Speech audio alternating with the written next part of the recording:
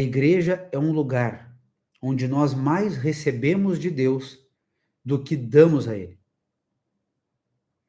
Em resposta ao amor de Deus, em resposta ao que Ele faz conosco todos os dias, inclusive ao que Ele nos oferece na igreja, a sua palavra, o perdão, o batismo, a Santa Ceia, nós cantamos, nós oramos, nós ofertamos, em resposta ao amor de Deus. Então, nós vivemos nessa época em que muitos acham que não devem ir à igreja, que é o bastante apenas em casa, lerem a Bíblia e orarem em casa, se esquecendo de que o próprio Jesus ia à igreja, ia ao templo, ia à sinagoga, como lemos aqui no texto, né? Mostrando aqui Jesus no templo, mostrando as pessoas indo ao templo e encontrando Jesus no templo, ouvindo Jesus na igreja. Muito bem. E aí nós, nessa vida, nessa continuidade da nossa fé cristã, da nossa vida cristã, aqui Jesus, ele nos alerta, ele diz para nós sermos vigilantes, para nós ficarmos e continuarmos alertas, para que esse dia final, esse dia em que teremos o fim de todo esse sistema de coisas, o dia em que nós nos encontraremos com o nosso Senhor, com Jesus, esse dia não nos pegue de surpresa. Esse dia não chegue, de fato, como um ladrão para nós.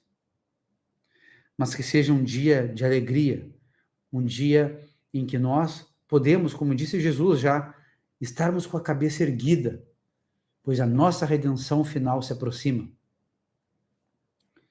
Então vamos cuidar para que festas, para que bebedeiras, para que os problemas desta vida, para que os cuidados das coisas deste mundo não nos desviem do nosso Senhor.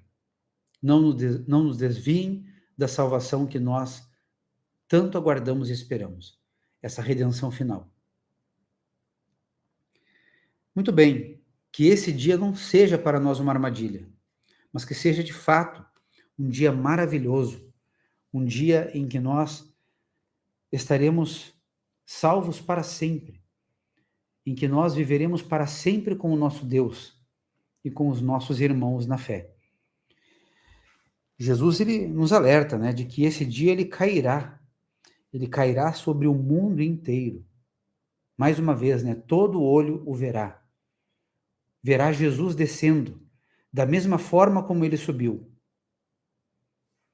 Esse é o nosso Deus, o nosso Senhor e Salvador, Jesus Cristo, ele virá para julgar os vivos e os mortos. Que nós possamos vigiar, que nós possamos, meus irmãos, como diz aqui o texto, orar sempre.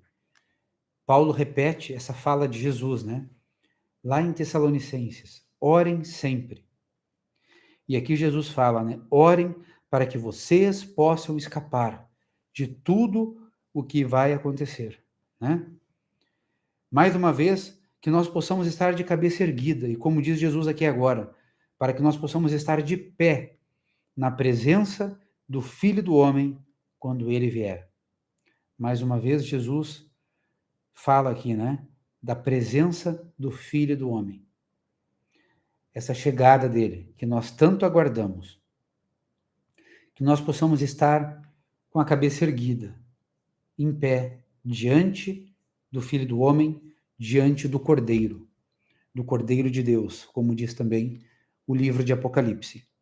Meus amigos, esse é o nosso texto de hoje. Esse é o nosso texto. Aqui nós concluímos essa fala, né, sobre o final dos tempos, conforme Lucas capítulo 21. Nós ainda seguiremos falando mais sobre essa temática, provavelmente na próxima live, usando aí outro texto que fala sobre o final dos tempos, conforme a Escritura, conforme o Novo Testamento, certamente será o texto de 2 Tessalonicenses, né? No capítulo 2. Mas hoje, então, nós ficamos aí finalizando esse capítulo 21, que nos fala de dois grandes assuntos, vamos dizer assim, né? De certa forma, Jesus, ele vai abordando um assunto e depois o outro, né? Ele fala sobre a destruição de Jerusalém e do templo, uma coisa que seria realidade para muitos dos que estavam ainda ouvindo Jesus, para muitos que eram os destinatários aqui desse texto naquele tempo. E Jesus também fala sobre o final dos tempos, algo que era futuro para todos. Então Jesus vai intercambiando aí esses assuntos, né, esses dois grandes assuntos. Tanto é que aqui no capítulo 21 fala sobre a destruição do templo, né, introduz esse assunto. Depois fala sobre as perseguições, os sofrimentos, fala sobre os sinais que antecederiam a sua vinda.